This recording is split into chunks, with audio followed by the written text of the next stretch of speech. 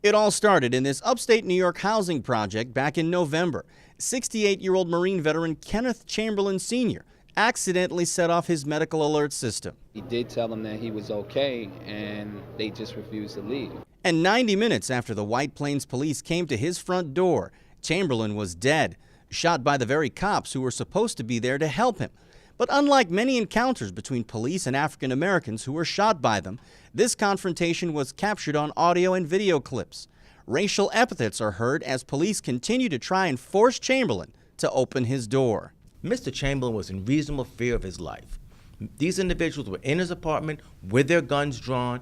He had done nothing to warrant that kind of a response. Initially, news reports described the veteran and former correction officer as threatening police officers with a weapon as police entered his apartment.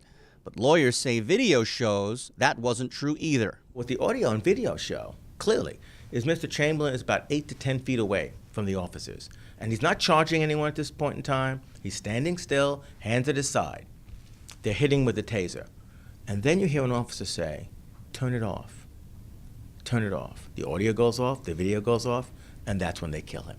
For months after the shooting, Westchester County officials refused to release the names of the police officers involved in the death of Kenneth Chamberlain Sr. Then just last week, the identity of the cop who actually pulled the trigger came to light. His name is Anthony Corelli, and he's apparently been accused of using excessive force before.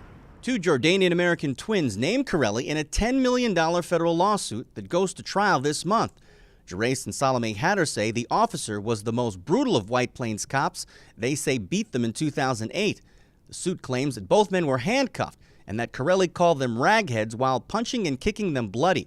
The Chamberlain story is one of several cases across the U.S. of white police officers or citizens killing unarmed African Americans in just the last 6 months. But for each case, like a Trayvon Martin, for each Ramarley Graham, each Kenneth Chamberlain Sr., there are dozens, if not hundreds, of other cases that don't get attention because there is no witness who can state that that's not what really occurred. And when you get killed, you are not able to be a witness. The Westchester grand jury is expected to take a month to decide if White Plains police officers broke any laws the morning they killed Kenneth Chamberlain Sr.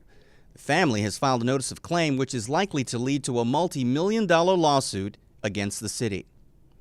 Gary Anthony Ramsey, Press TV, New York.